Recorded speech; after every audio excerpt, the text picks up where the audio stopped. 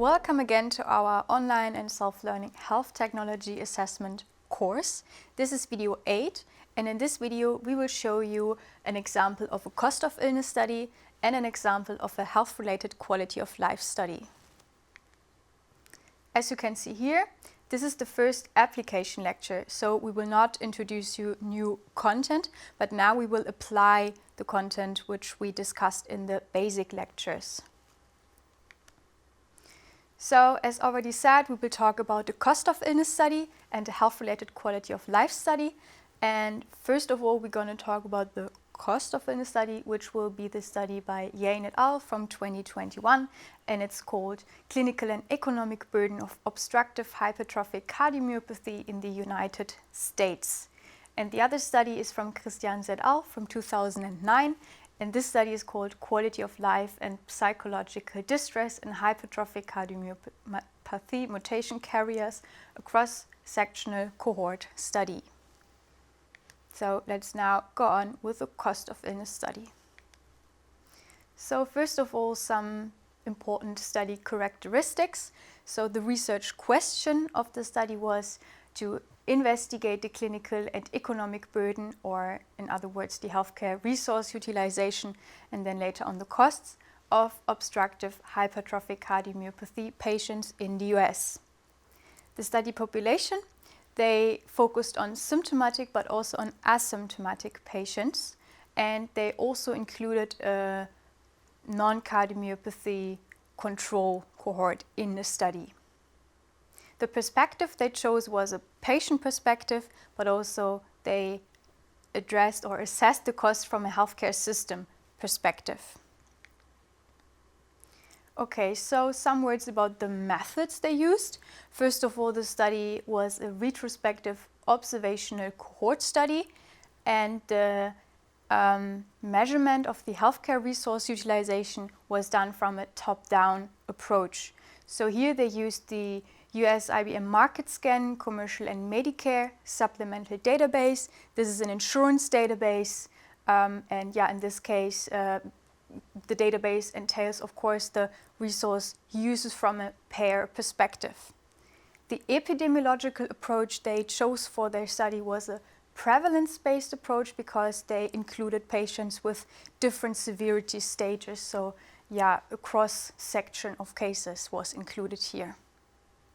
Regarding the time horizon, the authors calculated the 1-year healthcare costs for obstructive hypertrophic cardiomyopathy patients, but this was done within a time frame between 2009 and 2019, so overall 10 years.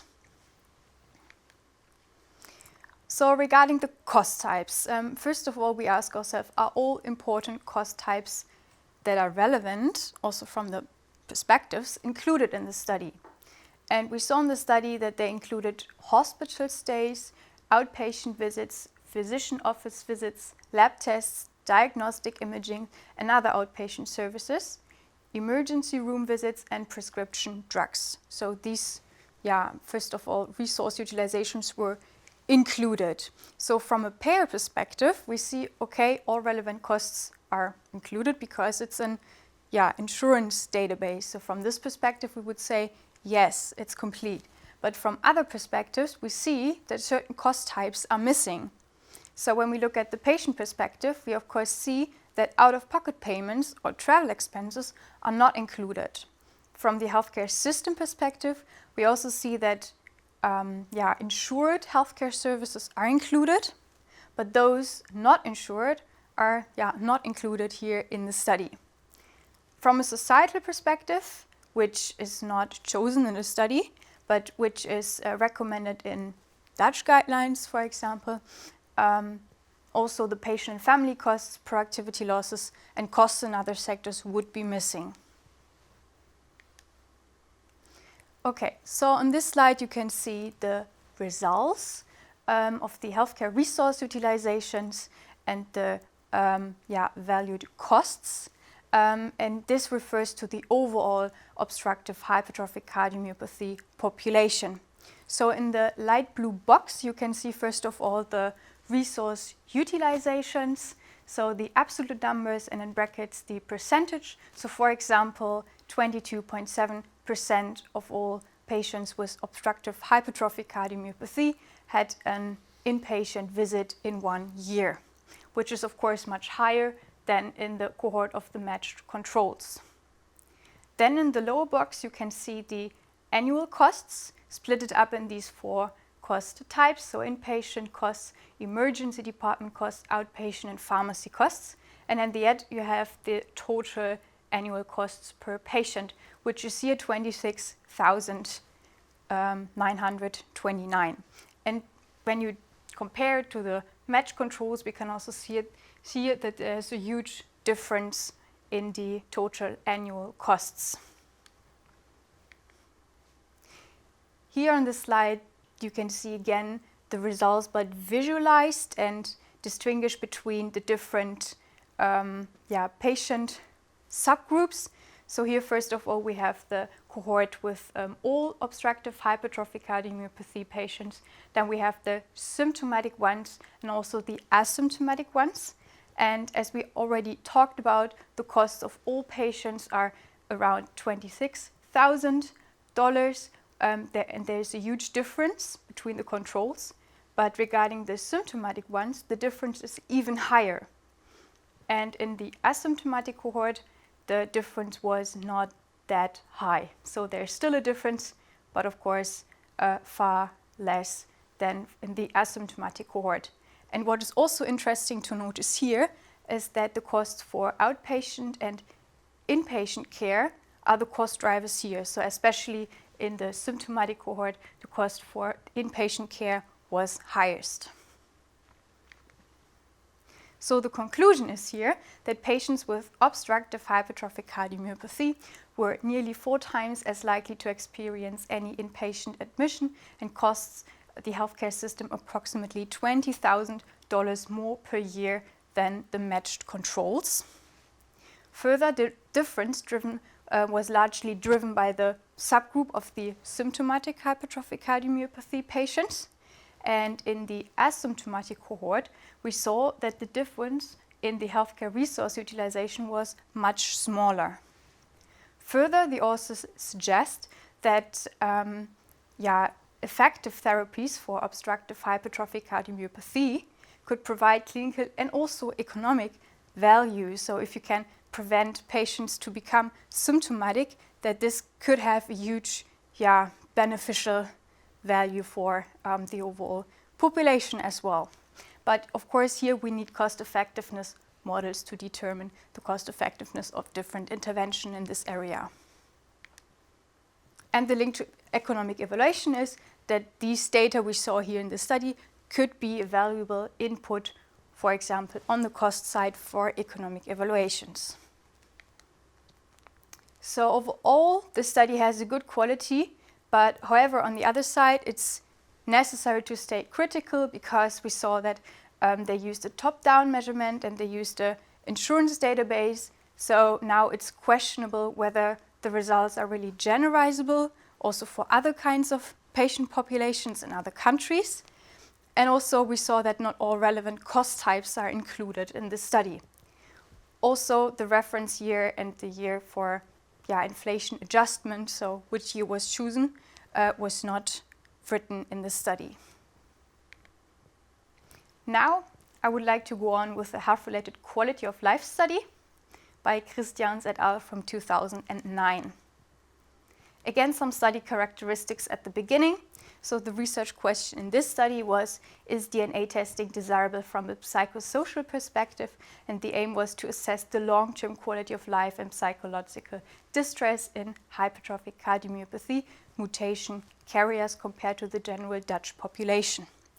And in this study, 3 different patient subgroups were addressed. So first of all, they only included proven mutation carriers 18 months after the DNA testing. And then they distinguished between those mutation carriers with a manifest disease already before testing, then predictively tested relatives with the manifest disease, and the third group were predictively tested relatives still without the manifest disease. Regarding the methods, so it was a cross-sectional cohort study. The outcomes they tried to measure, or they measured, have been quality of life, psychological distress, and also the perceived risk and illness perception. The instrument they used for the measurement was the SF-36 as a generic questionnaire, which we already introduced in the outcome video, and then two more specific instruments like the HADS and the IPQ. The time horizon was, it was a cross-sectional study, so they only measured the quality of life and the other outcomes once, so between 2007 and 2008. Here you can see the results of this study, and again to remind you, the SF-36 measured the quality of life in 8 different health dimensions, which you can see here in the orange box, and then also you were able to calculate 2 different components out of the 8 health dimensions, so a physical component and a mental component, which you can see in the box below. And here in this box you can see, or you have the data of the Dutch general population, what they answered. So a score of 0 would be the worst health possible, and a score of 100 is the best health possible in this case. Interesting to see here is that the group of all carriers had approximately the same quality of life as a general Dutch population, but we saw that those with the manifest disease had, of course, much lower quality of life compared to the general population. And interestingly, those tested but without the manifest disease, they have, compared to the general population, even higher quality of life outcomes. So the conclusion is that hypertrophic cardiomyopathy carriers' overall quality of life and distress scores did not differ from the Dutch population. So the quality of life and distress were worse in carriers with a manifest disease and best in the predictively tested carriers without the disease. And the latter group even had significantly better quality of life outcomes than a general population, what was very interesting to see here. Further, determinants of the impaired physical quality of life were symptoms and stronger beliefs in serious consequences of carrierships, and determinants of the impaired mental quality of life component were physical comorbidity and a higher perceived risk of symptoms. And this is again something that can create valuable input, again for an economic evaluation on the effect side, to see again the link to economic evaluations here. And again, stay critical, so also here the study had a good quality, but it was just a cross-sectional measurement, so the authors only asked the probants after genetic testing, but not before, so it's difficult to get the main conclusion about the impact of genetic testing here. The studies are again attached to the course manual. You can look them up in more detail. And thanks for listening.